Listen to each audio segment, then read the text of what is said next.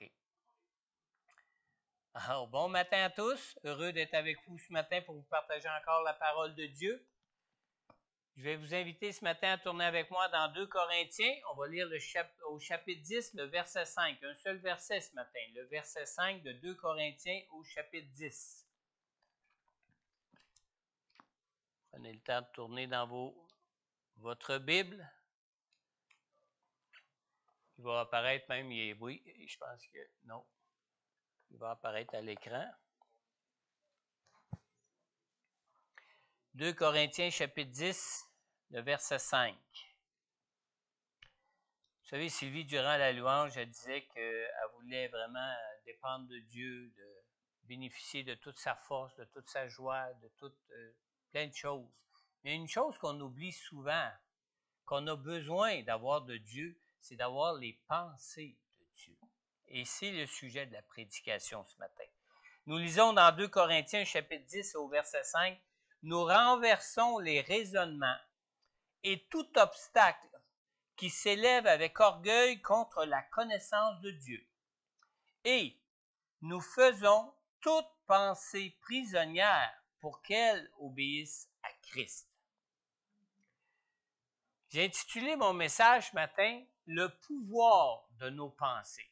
Prions ensemble. Seigneur notre Dieu, nous voulons pas, Seigneur Dieu, entendre ce message sans avoir recours à ta grâce, sans avoir recours à ta personne, sans avoir recours au Saint-Esprit que tu nous as donné en Jésus-Christ pour que nous puissions, Seigneur Dieu, être éclairés sur ta parole, pour que nous puissions être enseignés par toi dans tout ce qui concerne ta révélation.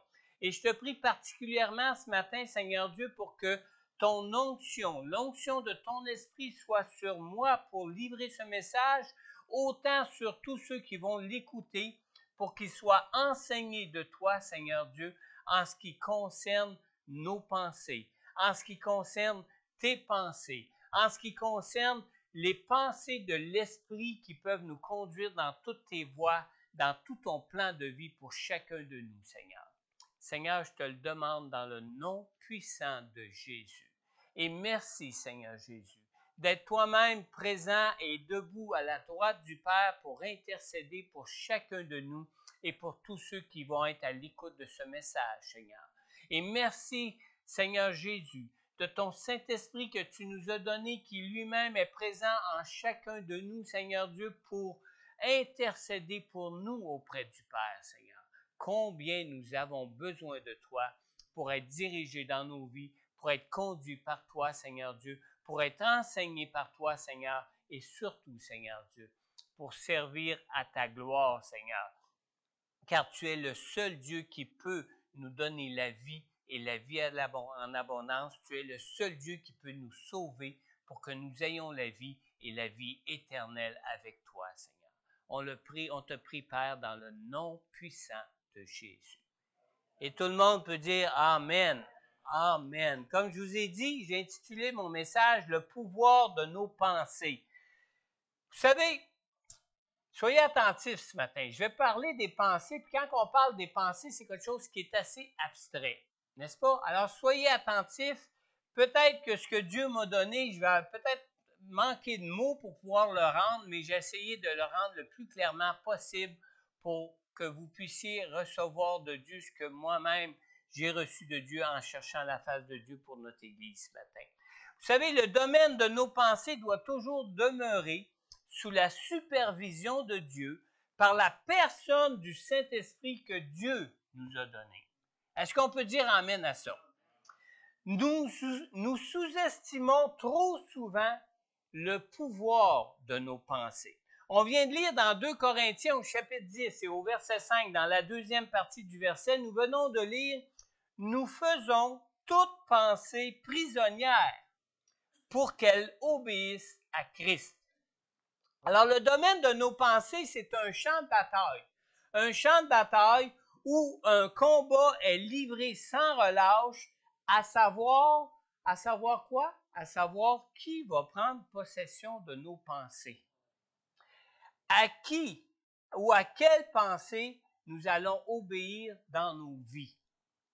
Ce verset décrit ici, ce verset dans 2 Corinthiens 10 au verset 5, ce verset décrit notre combat comme si le domaine de nos pensées était comme une forteresse, vraiment une forteresse, mais une forteresse qui est constamment attaquée, constamment attaquée. Et ce combat qui se passe dans nos pensées est décrit ici dans les mêmes termes qu'un assaut militaire. Et l'image est vraiment frappante. On peut nous imaginer, chacun de nous, comme si nos pensées étaient un domaine qui a été élevé comme une forteresse pour résister aux tentatives d'invasion de l'ennemi. Pour pas que l'ennemi fasse une invasion à travers nos pensées. Mais ce qui est paradoxal dans cette image, c'est vraiment contradictoire cette image qu'on retrouve dans laquelle ça nous parle de nos pensées dans 2 Corinthiens 10 au verset 5. Ce qui est paradoxal dans cette image est que cette forteresse est faite pour garder nos pensées captives, plutôt que d'être faite pour empêcher l'ennemi d'y entrer. Voyez-vous l'image qui nous est donnée ici concernant le domaine de nos pensées? On peut donc voir le domaine de nos pensées comme une tour forte qui garde des pensées. Alors, plutôt que d'être une tour forte pour empêcher les pensées venant de l'ennemi d'y pénétrer. Et c'est de là toute l'importance de notre part, de vraiment être attentif à rendre toute pensée captive, les pensées qui vont venir de Dieu pour obéir à Dieu dans nos vies. On craint souvent à tort que la puissance principale de l'ennemi de nos âmes soit la possession démoniaque, comme si nous pouvions perdre notre liberté de penser. Mais c'est faux, parce que c'est à nous de garder nos pensées, parce que l'ennemi a autant accès à nos pensées que Dieu peut avoir accès à nos pensées pour qu'on ait dans le domaine de nos pensées des pensées qui nous viennent de Dieu comme des pensées qui vont nous venir de l'ennemi. Il n'y a pas de limite qui est faite par Dieu à ce niveau-là pour limiter l'ennemi, pour le garder en dehors de nos pensées. Merlin Carothers, dans son livre qui s'intitule « Obstacle à la louange », et ce livre a comme sous-titre « Ces pensées qui nous troublent ». Dans son livre, Merlin Carothers, il dit ceci. Il dit que Satan n'a pas contraint Ève à désobéir à Dieu. Satan a simplement agi de manière à lui en donner l'idée, la pensée. Il lui a suggéré qu'elle en retirerait du profit. Et ainsi, elle n'a pas pu garder ses pensées captives pour marcher avec Dieu et obéir à Dieu pour leur vie. Dieu nous rend responsables de choisir à quelle pensée nous devons obéir. C'est nous qui avons cette responsabilité-là. Quand nous venons à Jésus, le combat que nous avons à livrer n'est donc pas de combattre toutes les pensées qui nous viennent à l'esprit, mais de les rendre captives de façon à choisir les pensées qui viennent de Dieu, de façon à obéir à Jésus-Christ et de ne pas obéir aux pensées qui ne sont pas de Dieu. Amen. Satan n'a pas à s'efforcer pour nous détourner de Dieu. Satan n'a seulement qu'à nous suggérer des pensées. C'est pas plus dur que ça, sa job. Juste de nous suggérer des pensées. L'ennemi de nos âmes n'a pas besoin de nous posséder pour nous entraîner dans le mal loin de Dieu. Pour nous entraîner au mal, il lui suffit simplement de nous suggérer des pensées qui vont être purement humaines ou des pensées qui vont être purement mondaines et oups, le tour est joué pour lui. Le tour est joué. On lit dans Proverbe au verset 23, Proverbe 23 plutôt, au verset 7, dans la deuxième partie du verset 7, dans la traduction de Louis II, 1910. On lit ici, « Car il est comme les pensées de son âme ». Ce verset ici nous parle de quelqu'un qui est malin. C'est quelqu'un qui est malin, donc le verset nous parle ici. Mais ce ne serait pas différent pour quelqu'un qui serait une personne juste. Quelqu'un de malin ne pense qu'à mal faire, n'est-ce pas? Pourquoi que quelqu'un de malin ne pense qu'à mal faire? quelqu'un de malin ne pense qu'à mal faire, tandis que quelqu'un qui est juste, lui, ne pense qu'à faire du bien. Mais qu'on soit avec une personne qui pense à faire du bien ou d'une personne qui ne pense qu'à faire du mal, ben, on est toujours comme sont les pensées de notre âme. Amen. Si nous n'emprisonnons pas toutes nos pensées de façon à demeurer dans l'obéissance à Christ, nous faisons nous-mêmes la suite du travail de Satan qui est quoi? De nous entraîner au mal loin de Dieu. Aussi simple que ça. Vous savez, nous sommes ce que nous pensons.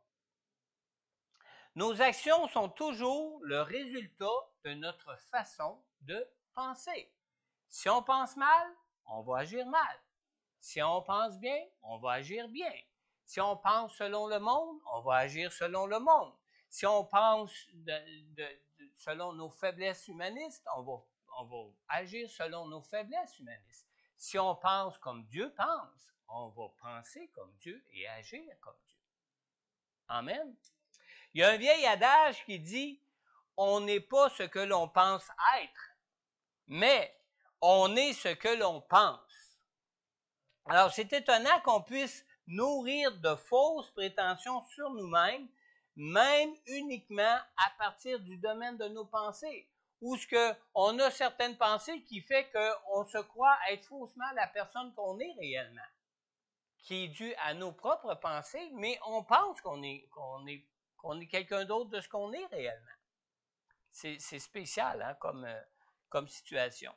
On peut donc voir ici combien il est important de nourrir nos rêves, de nourrir nos désirs, de nourrir nos projets et même nos ambitions de pensées qui vont venir de Dieu. Des pensées qui viennent de Dieu doivent nourrir nos rêves, nos désirs, nos projets, nos ambitions.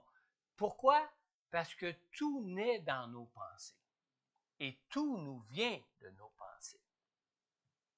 Pour nous garder dans les voies de Dieu pour nos vies, nous avons besoin de ne pas laisser libre cours à toutes les pensées qui peuvent nous passer par l'esprit.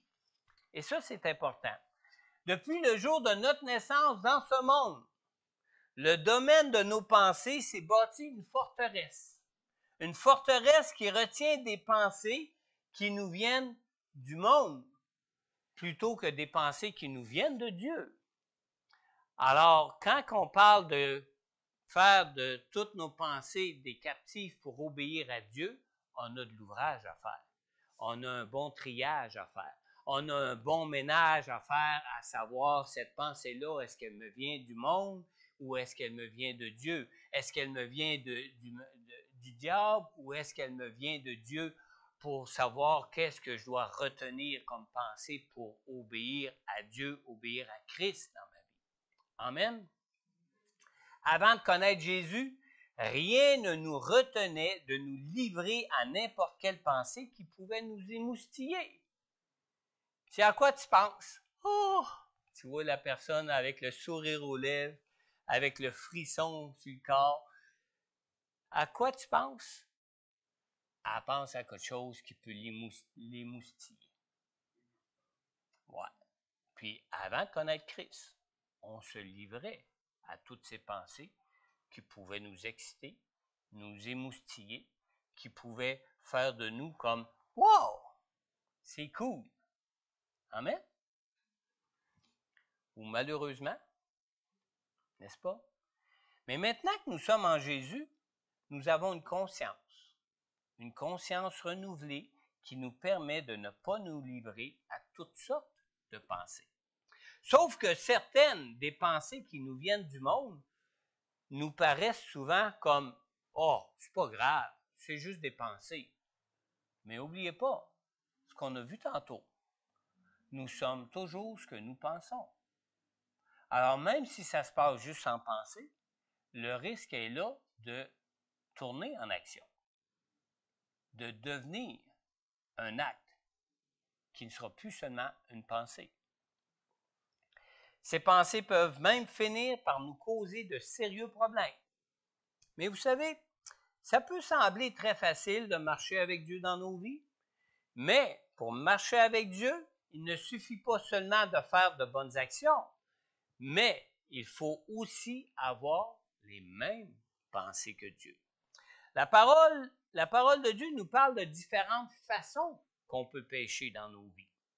Nous pouvons pécher en action, nous pouvons pécher en parole, nous pouvons pécher par omission, c'est-à-dire en faisant rien, hein? Même en faisant rien, nous pouvons pécher, et nous pouvons aussi pécher même en pensée. Avant même qu'on soit emmené jusqu'à commettre l'acte de ce qu'on peut rêver dans nos pensées. Amen. Philippiens 4.8 nous dit, « Enfin, frères et sœurs, portez vos pensées sur tout ce qui est vrai, tout ce qui est honorable, tout ce qui est juste, tout ce qui est pur, tout ce qui est digne d'être aimé, tout ce qui mérite l'approbation, ce qui est synonyme de qualité morale et ce qui est digne de louange. » Est-ce facile d'avoir les mêmes pensées que Dieu? Oh non, pas du tout, hein? Pas du tout. Soyons réalistes, là. C'est pas facile. Il est plus facile au diable de nous détourner de Dieu et de son plan de vie et du plan de vie de Dieu pour nous qu'il est facile pour nous de garder nos pensées captives en Jésus-Christ. Garder nos pensées captives pour obéir à Dieu n'est pas plus facile que de garder des malfaiteurs. Vous savez qu'est-ce qu'on fait avec les malfaiteurs? Ici au Canada, pour garder les malfaiteurs captifs, on construit des prisons, n'est-ce pas? Des prisons qui sont munies de systèmes de sécurité avec la surveillance de gardiens qui sont entraînés. Mais pour le diable, lui, c'est pas difficile de jouer d'influence sur nos pensées, parce que même des murs de prison ne peuvent pas l'arrêter. N'est-ce pas? Les pensées ne sont pas des choses matérielles. Comme je vous ai dit au début, c'est des choses qui sont abstraites dans tout notre domaine de pensée, dans tout ce qu'on peut voir et comprendre de la vie. Les pensées ne sont pas des choses matérielles. Les pensées entrent et sortent librement de notre esprit, autant celles qui nous viennent de Dieu que celles qui peuvent nous venir du diable. Les pensées sont immatérielles, comme les esprits. Aucun barreau de prison ne peut les retenir. Alors, la seule chose qui peut les rendre captifs pour obéir à Jésus-Christ, c'est quoi? La seule chose qui peut les rendre captifs pour que nous soyons obéissants à Jésus-Christ, c'est notre volonté. Notre volonté seule. La volonté de garder les pensées qui viennent de Dieu, qui sont dignes de louange, qui sont vraies, et etc. Et tout ce qu'on a lu dans Philippiens 4.8. Maintenant, il n'en tient donc qu'à nous de les rendre captives en Jésus. C'est à nous de choisir d'obéir aux pensées qui sont dignes de Dieu et de ne pas nous livrer à tout ce qui peut nous passer par l'esprit. Comment pourrions-nous avoir la prétention d'être purs aux yeux de Dieu tout en continuant de nourrir notre imagination de pensées impures?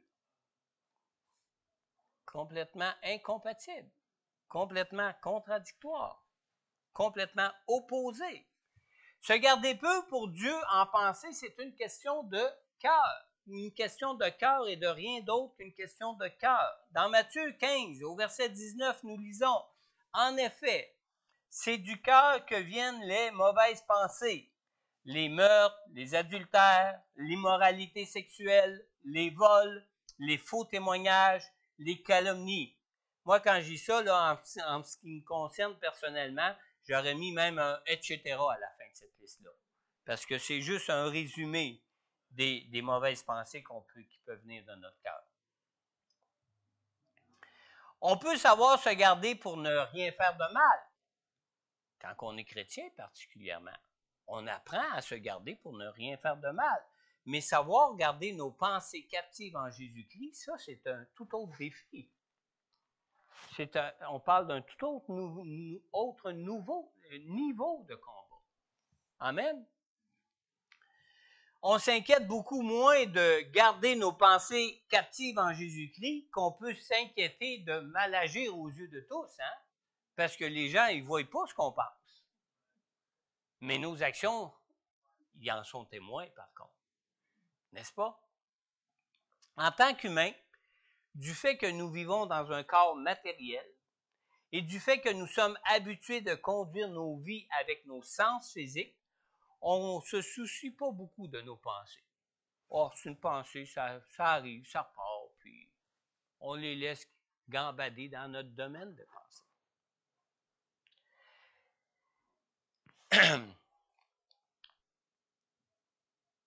Tant que nos fantasmes se limitent à nos pensées, nous sommes portés à nous permettre beaucoup de liberté. N'est-ce pas? Vous connaissez l'expression « Pardonnez-moi, mes paroles ont dépassé mes pensées ». Hein? On entend ça souvent dans des films, puis des fois nous-mêmes on le dit, mais des fois de façon différente. Oh, oublie ça, c'est pas ça que je voulais dire. Là. Mes paroles ont dépassé mes pensées. Non, c'est faux. C'est même pas biblique, cette expression-là. Au contraire, c'est pas biblique comme expression. À vrai dire, c'est même contraire à ce que la parole de Dieu nous enseigne. Dans Matthieu, au chapitre 5, on lit dans le verset 27 et 28, « Vous avez appris », c'est Jésus qui parle ici, il dit, « Vous avez appris qu'il a été dit, tu ne commettras pas d'adultère. Mais, moi je vous dis, tout homme qui regarde une femme pour la convoiter a déjà commis un adultère avec elle dans son cœur. » Quand nos babines prétendent avoir agi avant notre pensée, c'est faux. C'est toujours la pensée qui amène ce que nos babines vont dire. Comprenez? C'est anti-biblique de dire « Pardonnez-moi, mes paroles ont dépassé mes pensées. » Le mal ne vient jamais avant les pensées. Nos paroles, nos actions et même nos inerties de ne rien faire sont toujours des conséquences de nos pensées. Celui qui est de nature paresseux, à quoi qu'il pense, vous pensez? À rien faire.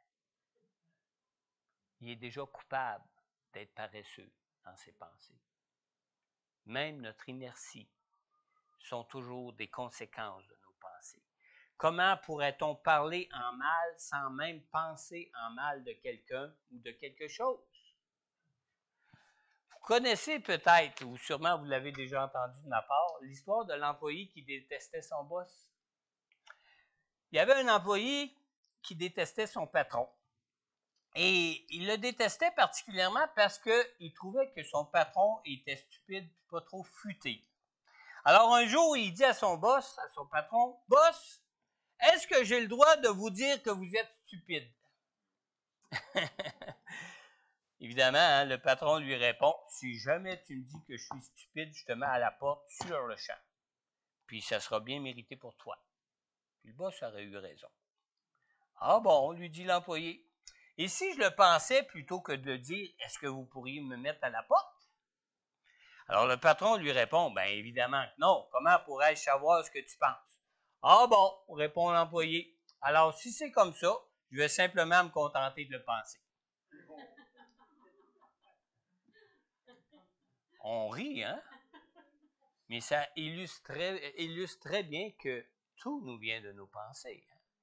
Puis selon la parole de Dieu, dès que c'est retenu dans nos pensées, quand c'est pour quelque chose de mal, on devient déjà coupable de ce mal dans nos pensées. Alors cette histoire nous montre combien nous prétendons que ce que nous ne savons pas ne fait pas de mal. Hein? On est habitué dans le monde de dire « Oh, ce qu'on ne sait pas, ça ne fait pas mal. Ah, dis-moi-le pas, je ne veux pas le savoir. » Mais c'est les pensées qui finissent finalement à avoir toujours le résultat qui va nous emmener à des actions, à des paroles et même à de l'inertie qui nous rend non seulement coupables en pensée, mais coupables d'une façon évidente à tous. Amen. En réalité, le mal finit toujours par nous atteindre parce que nos pensées finissent toujours par se concrétiser, soit par des paroles, soit par des actions ou même par omission. Il n'y a pas seulement le fait de mal effectuer un travail ou le fait de parler en mal de notre boss qui peut nous coûter notre emploi, mais aussi le fait de ne pas faire le travail que l'on peut trouver stupide quand le boss nous demande, n'est-ce pas? Dieu sonde nos cœurs, vrai? On peut-tu dire amen à ça? Dieu sonde nos cœurs et Dieu connaît toutes nos pensées et il nous appelle à être purs, purs comme lui-même est pur. Et ça, c'est à partir même de nos pensées. Le domaine de nos pensées, vous savez, est la source de toute notre imagination. Suivez-moi bien sur ce point-là, parce que ça, j'ai travaillé fort pour trouver des mots pour rendre ce que le Seigneur plaçait dans mon esprit concernant le fait que le domaine de nos pensées est la source de notre imagination. Le pouvoir de l'imagination nous vient de notre faculté de penser que Dieu nous a donnée. Et vous savez, nous ne sommes pas seulement le résultat de nos pensées, quand on regarde ça, là, mais par nos pensées, nous pouvons avoir une image de la personne que Dieu veut que nous soyons. On pense et à notre pensée, ça rattache une image.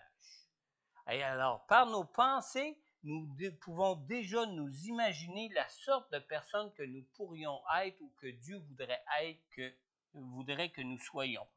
En Jésus, Dieu nous a donné toute autorité sur nos pensées. Parce que c'est à partir de nos pensées qu'on peut se faire une image, qu'on peut se faire un désir, qu'on peut se faire un rêve et qu'on peut marcher par la foi pour le voir se concrétiser dans nos vies. Et ça fait partie du plan de Dieu quand il nous a créés ou ce qu'il nous a donné toute autorité sur nos pensées. Dans 2 Corinthiens 10,5, on lit « Nous renversons les raisonnements et tout obstacle qui s'élève avec orgueil contre la connaissance de Dieu, et nous faisons toute pensée prisonnière pour qu'elle obéisse à Christ. » Alors, si en Jésus nous renversons les raisonnements et tout obstacle qui s'élève contre Dieu, c'est que depuis la chute d'Adam et Ève, nous avions perdu cette capacité qui nous avait été donnée par Dieu, cette capacité de pouvoir imaginer des choses selon Dieu. Dieu nous a créés à son image. Et de cette ressemblance avec Dieu, nous avons ce potentiel de créativité que nous voyons en Dieu lui-même, qui est notre Dieu qui a créé toutes choses.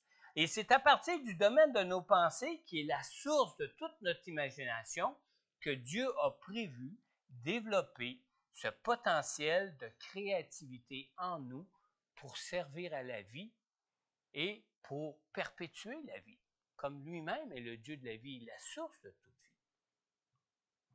Ceux qui écoutent l'enregistrement vont pouvoir le réécouter. Je vais le répéter peut-être. C'est à partir du domaine de nos pensées, qui est la source de toute notre imagination, que Dieu a prévu développer ce potentiel de créativité en nous, développer même la personne qui veut que nous soyons dans nos vies. Amen. Quand on regarde la définition du mot imagination dans le petit Robert, le petit Robert, comme définition du mot imagination, dit que c'est la faculté que possède l'esprit de se représenter des images. Alors, Dieu, notre Dieu, est lui-même un esprit. Vrai? Dieu, quand on dit qu'il est un esprit, on pourrait quasiment dire que Dieu, c'est juste comme une pensée, mais c'est plus qu'une pensée, parce qu'on voit clairement dans la Bible que Dieu est une personne comme nous, avec des émotions, avec une volonté, et un Dieu qui prend des décisions, qui fait des choix, etc., comme nous avons été aussi créés à son image. Il est plus qu'une pensée, il est lui-même un esprit, mais un esprit qui est comme une pensée. L'esprit qui a la puissance pour créer toute chose selon sa pensée. À partir de lui-même étant Dieu dans ses pensées, il est un esprit qui a la puissance de créer toute chose selon sa pensée. Il est même l'esprit qui est la source de toute vie. Maintenant, pour servir à la gloire de Dieu, pour propager la vie comme Dieu le veut pour nous, d'être une source de bénédiction comme lui-même l'est, il est essentiel que nos pensées viennent de lui. Amen. Maintenant, pour renverser les manœuvres du diable, c'est essentiel et primordial de ne pas laisser libre cours à toutes nos pensées. Le domaine de nos pensées doit toujours demeurer sous la supervision de la personne du Saint-Esprit. On ne doit jamais minimiser le pouvoir de nos pensées. On peut être porté à nous dire en nous-mêmes, bon, il n'y a rien de grave à avoir certaines pensées, en autant qu'on ne le fait pas. On a vu tantôt que quand on le pense, on en est déjà coupable, et à force d'y penser, on peut même arriver à commettre même l'acte, à devenir ce que nous sommes dans nos pensées. Mais il faut nous rappeler que ce que nous repassons en pensée représente toujours des rêves ou des ambitions que nous désirons voir se réaliser dans nos vies. Quand je désire être un enfant de Dieu à l'image de Jésus, ce n'est pas un problème. Mes pensées sont selon Dieu. Mes pensées sont conformes à la révélation de Dieu qui nous dit que Dieu veut que nous soyons transformés à l'image de Jésus-Christ dans nos vies. Mais quand nous nourrissons des pensées qui sont des pensées qui viennent d'un certain fantasme qui serait impur et qui ne viendrait pas de Dieu, alors là, ça devient un problème, par contre. N'est-ce pas? Dans Matthieu, au chapitre 5, on lit dans le verset 27 et 28, « Vous avez appris qu'il a été dit, tu ne commettras pas d'adultère. » Je pense qu'on l'a cité tantôt, ce verset-là. « Mais moi, je vous dis, tout homme qui regarde une femme pour la convoiter a déjà commis un adultère avec elle dans son cœur. » Alors, pour un croyant, même s'il est né de nouveau, et j'insiste là-dessus, pour un croyant, même s'il est né de nouveau, il est plus facile, même avec ses faiblesses et ses mauvaises tendances, de continuer d'aller à l'Église que de chercher à rendre ses pensées captives en Jésus-Christ.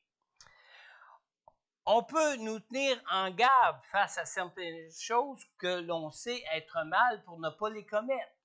Puis ça, on le fait bien en tant que chrétien.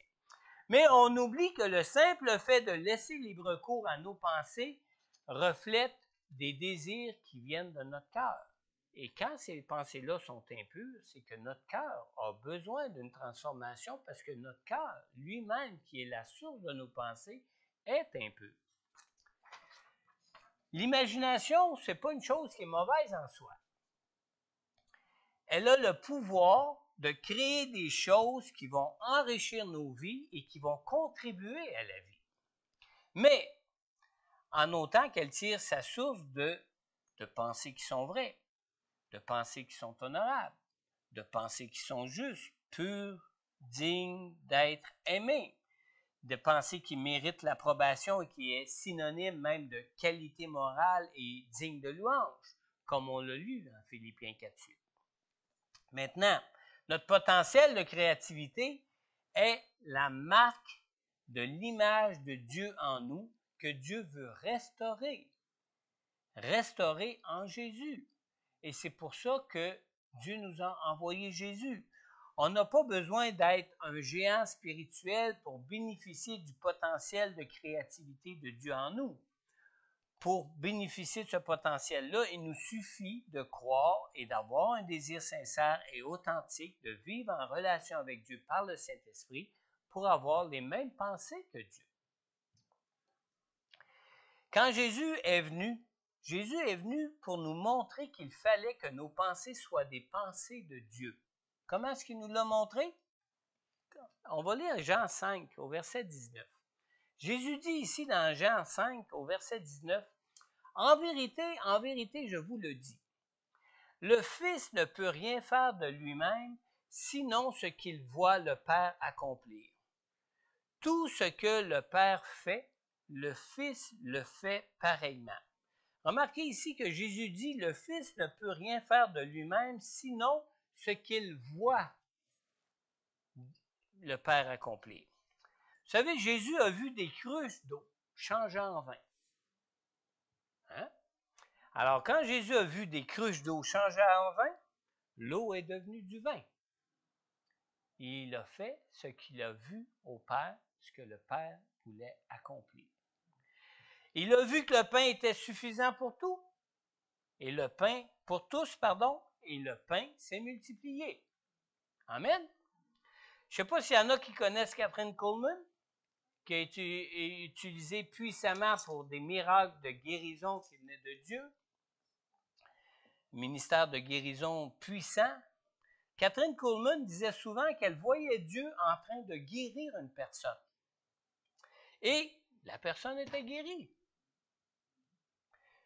C'est comme la pensée de Dieu qui vient à nous, auquel se rattache une image, qui fait que ça se crée dans notre imagination, et on ne fait que suivre notre imagination en fonction de la pensée de Dieu qui vient de se concrétiser en image dans notre esprit. Amen. J'espère que je n'ai pas été trop compliqué, que je ne vous ai pas perdu avant d'arriver là. Je ne sais pas si je vous demanderais de répéter ça si vous seriez capable. Moi, il faut suivre mes notes. Maintenant, comment peut-on arriver à voir ce que Dieu fait? C'est simple. Nous voyons des choses en permanence dans nos pensées. Vrai? Pensez à un mur blanc. Qu'est-ce que vous voyez? Pensez noir, pensez rouge, ou pensez même à un coucher de soleil. Que voyez-vous? S'il se rattache à une image automatiquement. Vrai? Vous venez de le vivre. N'est-ce pas? On voit comment que les pensées sont libres comme un esprit peut être libre. Amen. À chacune des pensées qui traversent le domaine de notre esprit, s'associe toujours une image. Maintenant, le pouvoir de nos pensées a un pouvoir que Dieu nous appelle à utiliser, non pas pour servir ce monde ou l'idéal de ce monde, non pas pour servir le diable ou l'idéal du diable, mais pour servir Dieu et la vision de Dieu, les pensées de Dieu pour toute sa création, pour laquelle il a créé pour que nous ayons la vie et que nous l'ayons en abondance. Amen. C'est un don de Dieu par le Saint-Esprit qui est offert en Jésus à tout croyant qui veut le recevoir. À tout croyant. Notre faculté d'imagination s'est gravement détériorée au moment de la chute d'Adam et Ève. Romains 6, 23 nous dit, en effet, le salaire du péché, c'est la mort, mais le don gratuit de Dieu, c'est la vie éternelle en Jésus-Christ, notre Seigneur. Vous savez pourquoi ce n'est pas marqué Sauveur ici? Parce que pour marcher dans la vie avec Jésus, nous avons besoin d'avoir des pensées captives en Dieu pour obéir à Christ et être conduits dans la vie qu'il veut et qu'il a pour nous dans nos vies. Pour nous sauver de cette déchéance qui se poursuit jusqu'à la mort, il a fallu que Jésus vienne lui-même pour prendre sur lui à la croix toutes les conséquences de nos péchés afin de nous redonner ce que le diable a pu nous voler. Amen. Il n'en tient maintenant qu'à nous de vouloir, c'est vraiment une action de notre volonté, de vouloir emmener toute pensée captive en Christ et d'avoir les pensées de Dieu en nous par le Saint-Esprit afin de lui obéir. Car soit que nous nous livrons à toutes les pensées qui peuvent nous passer par l'esprit et connaître la déchéance, ou soit que nous emmenons toutes nos pensées prisonnières en Jésus pour marcher avec Dieu en nouveauté de vie. Amen. Pour terminer, j'ai une question. Connais-tu Jésus pour être sauvé de cette déchéance, pour vivre une toute nouvelle vie avec lui? Si tu n'as pas encore invité Jésus pour être ton Dieu, ton Sauveur, pour qu'il devienne ton Seigneur pour ta vie maintenant et pour la vie éternelle à venir, tu peux le faire maintenant. On lit dans 2 Corinthiens au chapitre 5, dans les versets 17 et 18, « Si quelqu'un est en Christ Jésus, il est une nouvelle créature. Les choses anciennes sont passées. Voici, toutes choses sont devenues nouvelles et tout tout cela vient de Dieu qui nous a réconciliés avec lui par Jésus-Christ. Alors, sans Jésus qui a libéré pour nous la personne du Saint-Esprit pour être avec nous présent dans nos vies, personne ne pourrait garder ses pensées en Dieu pour connaître la vie et la vie en abondance que Dieu veut pour nous tous, pour toutes ses créatures, pour tous les humains que lui-même a créés. Mais Jésus est venu afin de nous purifier de tout mal et de nous donner d'obéir à des pensées pures, des pensées dignes de Dieu pour bénéficier pleinement de la vie que Dieu lui-même veut pour nous. Alors ce matin, si tu reconnais que jusqu'à aujourd'hui, tu t'es toujours conduit comme si Dieu n'existait pas et que tu veux maintenant l'inviter dans ta vie afin d'être conduit dans une toute nouvelle vie pour toi, simplement lui adresser cette prière maintenant. Simplement fermez vos yeux et répétez après moi cette prière. Vous pouvez le faire en répétant dans votre cœur. Vous pouvez le faire en le répétant plus tard pour ceux qui sont en ligne et qui écoutent, mais répétez cette prière. Simplement en disant et adressez-vous sincèrement de vos cœurs à Jésus. Seigneur Jésus, je reconnais, Seigneur Dieu, que jusqu'à ce jour, j'ai marché comme si tu n'existais pas. Je reconnais, Seigneur Jésus, que toutes mes pensées ont toujours eu libre cours dans le domaine de mes pensées et je reconnais maintenant combien plusieurs de ces pensées étaient des pensées, Seigneur Dieu, qui étaient impures et qui m'éloignaient de toi plutôt que de mettre ma confiance en toi pour ma vie, Seigneur. Seigneur, je reconnais donc combien je suis pécheur, combien j'ai besoin de toi pour être pardonné, être réconcilié avec Dieu et surtout pour recevoir de Dieu la personne du Saint-Esprit en moi pour me conduire dans toutes les pensées de Dieu pour moi, pour le plan de vie qu'il a pour moi dans ma vie, Seigneur. Viens dans mon cœur maintenant. Viens et prends toute la place qui te revient car tu es digne de régner sur ma vie, régner sur mon cœur car tu m'as racheté au prix de ton sang, au prix de tes souffrances à la croix, Seigneur. Merci de ta grâce, de ton amour pour moi, pour t'être donné pour me sauver, Seigneur. Et vous pouvez dire simplement Amen. Amen. Aussi, si tu as déjà fait cette prière, déjà dans le passé, où tu as invité Jésus pour être avec toi dans ta vie, peut-être reconnais-tu ce matin que les pensées dont tu nourris ton imagination ne sont pas toujours des pensées qui viennent de Dieu, des pensées qui soient pures et honorables en tant qu'enfant de Dieu. Si tu as besoin ce matin de chercher à rendre tes pensées captives en Jésus-Christ pour marcher avec Dieu dans ta vie, je t'invite simplement à t'avancer ici en avant. Je vais remettre mon masque, avance-toi avec ton masque, je vais prendre le temps de prier pour toi. Si vous n'êtes pas présent avec nous et que vous écoutez en ligne ce message de la parole de Dieu et que vous aimeriez qu'on prie aussi pour vous concernant ce sujet, prenez le temps de prendre contact avec moi ou avec Pasteur Corneille et nous pourrons prier avec vous pour votre besoin. On pourra le faire au téléphone si vous voulez ou prendre rendez-vous avec vous pour vous rencontrer au bureau de l'Église. Je vais simplement, avant que les gens d'ici s'avancent, terminer ce message de la parole de Dieu par la prière. Une prière en général pour tous ceux qui sont à l'écoute. Père éternel, merci d'être le Dieu que tu es, Seigneur. Tu es un grand Dieu, Seigneur. Tu es un grand Dieu, Seigneur Dieu, qui est infini, Seigneur. Tu as des pensées de vie pour nous qui sont aussi infinies, Seigneur. Seigneur, on a tellement besoin de toi, de ton esprit qui est l'Esprit Saint, le Saint-Esprit de Dieu, pour être conduit par toi dans nos vies, pour rendre captive toute pensée qui peuvent traverser notre esprit, afin, Seigneur Dieu, d'obéir à des pensées qui nous viennent de toi, pour obéir à toi et marcher dans la vie que tu as et que tu veux pour nous, Seigneur.